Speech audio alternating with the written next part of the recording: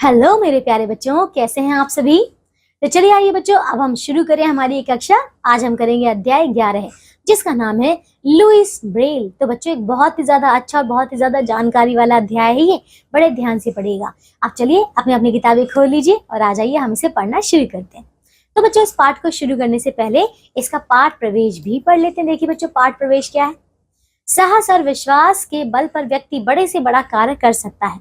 Louis Braille ने एक दुर्घटना में अपनी आंखें खो दी थी, तथापि अपने परिश्रम और लगन द्वारा उन्होंने नेत्रहीनों के लिए एक विशिष्ट लिपि ब्रेल लिपि का आविष्कार करके उनके लिए पढ़ना और ज्ञान प्राप्त करने का आसान तरीका खोजा। तो देखिए बच्चों, यहाँ पे एक ऐसे व्यक्ति के बारे में बात हो रही है जिन्होंने एक दुर्घटना में अपनी आंखें खोल दी थी, लेकिन बच्चों उन्होंने हार नहीं मानी और उन्होंने देखिए ऐसे अंधे व्यक्तियों के लिए जो है एक पढ़ने का नया तरीका जो है खोज निकाला, जो कि देखिए उनके लिए आसान था और पढ़ना मतलब वो आसानी से पढ़ सकते थे, है ना। तो आइए बच्चों पढ़ना शुरू करते हैं। देखिए बच्चों, क्या तुमने कभी नेत्रहीन बालकों को पढ़ते देखा है। नेत्रहीन यानी कि बच्चों जो अंधे होते हैं, ठीक है, जो देख नहीं सकते, ठीक है। तो क्या तुमने उनको पढ़ते हुए देखा है। हाँ देखा होगा, है ना, कई लोगों ने देखा होगा। हाँ हो सकता है आपने अभी ना देखा हो। तो चलिए बच्चों जानते हैं। उनके मोटे कागज पर कुछ बिंदु उभरे हुए होते हैं ना, वे उन्हें छूकर अक्षर पढ़ लेते हैं। इस लिपि को ब्रेल लिपि कहते हैं। तो बच्चों समझ यहाँ पे क्या बताया जा रहा है। ब्रेल लिपि क्या होती है। उनका जो कागज होता है बच्चों, जो जिस भी वो किताब को पढ़ते हैं उसमें बिंदु बिंदु बने होते हैं। उस बिंदु को वो छूते हैं, एहसास कर वो जो है उस बिंदुओं द्वारा अक्षर को पहचान लेते हैं और वो बच्चों अक्षर जो है उसी से ये बच्चों पढ़ पाते हैं। और ऐसी लिपि को हम कहते हैं ब्रेल लिपि, है ना। इसे बनाने वाले थे लुइस ब्रेल। तो बच्चों यहाँ पे क्योंकि उनका नाम था लुइस ब्रेल, इसी के उनके नाम पर रखा गया है ये ब्रेल लिपि, है ना।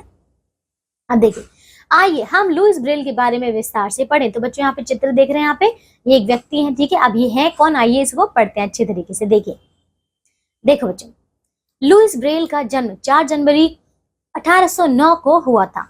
वह फ्रांस के एक छोटे से शहर कुपर्वे में अपने माता पिता के साथ रहते थे।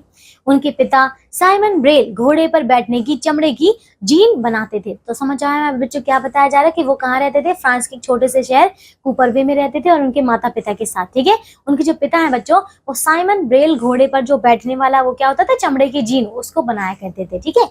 उनकी बेहतरीन कारीगरी पूरे फ्रांस में मशहूर थी, यानी कि जाने माने थे वो, है ना। देखिए विख्यात थे। उनकी कार्यशाला देखने लायक थी। उसमें चमड़ा काटने और उसमें छेद करने के लिए चाकू, सूजे और अन्य प्रकार के औजार लटके रहते थे। बच्चों ये देख रहे हैं ऊपर, ये देखिए ये वही है ना, जो ऊपर चित्र देख रहे हैं ये सारे वही, उसमें बहुत सारे औजार भी हैं। अब देखिए इसके बाद लुइस उन सभी औजारों को पहचानता था, है ना, क्योंकि उसके पापा तो वहीं काम करते थे। पर उसके पिता उसे इन औजारों को छूने नहीं देते थे। वे औजार नुकीले और तेज थे। तेज यानी कि जैसे कि मतलब नुकीले वाले थे, ठीक है, जिससे चोट लग सकती थी, उनसे वह घायल हो सकता था। फिर भी एक दिन ऐसी घटना घट ही गई, ठीक है। लुइस के पिता शहर से बाहर चमड़ा लेने के लिए गए हुए थे। उसकी माँ भी खेत से सब्जियां तोड़ने गई थी, ठीक है, यानी कि घर पे कोई भी नहीं था। घर में लुइस अकेला रह गया। वह काफी देर तक तितली पकड़ता रहा। तो बच्चों देखिए क्या कर रहा था, क्योंकि वो घर पे अकेला था, तो देखिए काफी देर तक वो तितली पकड़ता रहा। अचानक उसकी निगाह पिता की कार्यशाला पर पड़ी, है ना। तो देखिए अब जहां पर उसके पिता काम करते थे, अब उसकी नजर उस पर पड़ी, है ना। अब देखिए इसके बाद बच्चों फिर क्या हुआ बच्चों, दरवाजा खुला हुआ था। वह अंदर चला गया। मेज पर चमड़े का टुकड़ा रखा हुआ था। कहाँ था बच्चों, एक मेज पर जो है चमड़े का टुकड़ा रखा हुआ था। उसके पास ही चमड़े में छेद करने वाला नुकीला सूजा भी रखा था। तो बच्चों क्या है यहाँ पे, ठीक है, वहां पे एक मेज पर क्या था, चमड़ा रखा हुआ था और उस पर जो छेद करते हैं ना, वो नुकीला जो बच्चों एक सूजा होता है वो भी रखा था, है ना। लुइस का मन देखिए कुछ करने का हुआ, है ना। तो क्योंकि बच्चे देखिए हम तो जानते हैं कि छोटे बच्चे कैसे होते हैं, शरारती होते हैं, और वो क्या करते हैं, कभी ये चीज उठाते हैं, कभी वो चीज उठाते हैं, कभी इसे तोड़ते, कभी इसे तोड़ते। तो वो भी अब देखिए उसके मन में खुरापाती सोच रही थी, है ना। देखिए उसने सूजे से चमड़े पर कुछ लिखना चाहा। चमड़ा चिकना था। सूजा फिसल गया और सीधे लुइस की दाई आंख में जा लगा। तो बच्चे समझ आ रहे हैं यहाँ पे कहाँ लगा, सूजा फिसल कर सीधे के सीधे जाकर उसकी दाई आंख में लग गया। वह चीख उठा। उसकी चीख सुनकर माँ दौड़ी दौड़ी आई। माँ ने आंख धोकर उस पर पट्टी बांध दी, है ना, उसको पट्टी बांध दी आंख पर। जब आंख में खुजली हुई तब लुइस ने आंख को हाथ से रगड़ दिया, ठीक है, खुजली हुई तो उसने हाथ से रगड़ दिया। उसका असर बाईं आंख में भी जा पहुंचा। बच्चे समझ आते कि उसका असर जो है वो बाईं आंख में भी चला गया। धीरे धीरे लुइस की आंखों की रोशनी कम होती चली गई। कुछ दिनों बाद लुइस को लगा कि उसकी आंखों के आगे काला पर्दा आ गया है, यानी कि अब उसे पूरी तरीके से दिखना बंद हो गया था, एकदम काला काला छा गया था, है ना। पूरी बात को समझने के लिए अभी वह बहुत छोटा था। देखिए, अब वो तो छोटा बच्चा था, उसे कैसे पता चलता कि भला वो अंधा हो गया, अब वो देख नहीं सकेगा कभी भी, है ना। तो देखिए, यह घटना लगभग 200 वर्ष पुरानी है। उन दिनों नेत्रहीनों के लिए देखिए किसी भी प्रकार की सुविधा नहीं थी, यानी कि कोई भी ऐसे साधन नहीं थे उनके लिए, है ना, उनकी सुविधा के लिए। ब्रेल परिवार अपने बेटे के बारे में चिंतित हो गए, यानी कि वो परेशान हो गए। उन्होंने उसे काम करना सिखाना शुरू किया। पिता साइमन ने बेटे को चमड़े पर पॉलिश करना सिखाया, है ना। तो देखिए, अब उस पे वो काम करना सिखा रहे थे उसे। लुइस घर के कामों में माँ की मदद करने लगा। उन्होंने लुइस के लिए एक पतली छड़ी बना दी। क्या बना दी बच्चों? एक पतली सी छड़ी बना दी। वह उसके सहारे अपना रास्ता खोजने लगा। वह लोगों को उनकी आवाज से पहचान लेता था। तो बच्चों समझ आ रहा है, यानी कि वो धीरे धीरे, देखिए, क्योंकि उसकी आंखें तो नहीं रही, लेकिन अब वो अपनी, देखिए, जो उसकी सूंघने की शक्ति है या फिर जो उसकी महसूस करने की शक्ति है, सुनने की शक्ति है, इन सब के द्वारा जो है वो लोगों को पहचान लेता था, है ना, काम भी कर लेता था सारे। शहर में एक नए पादरी आए, ठीक है, नए पादरी आए। उन्होंने, देखिए, उनकी मदद से लुइस ने विद्यालय जाना शुरू कर दिया। वह पुस्तक तो पढ़ नहीं पाता था, वह शिक्षक की बातें ध्यान से सुनता था। बाद में उसे पेरिस के नेत्रहीन विद्यालय में दाखिला मिल गया। कहाँ बच्चों? पेरिस में एक क्या था बच्चों? यहाँ पे नेत्रहीन विद्यालय था, ठीक है, उसमें उसको एडमिशन मिल गया वहां पे, ठीक है, वो वहां पे हो गया। वहां उसके कई मित्र बन गए।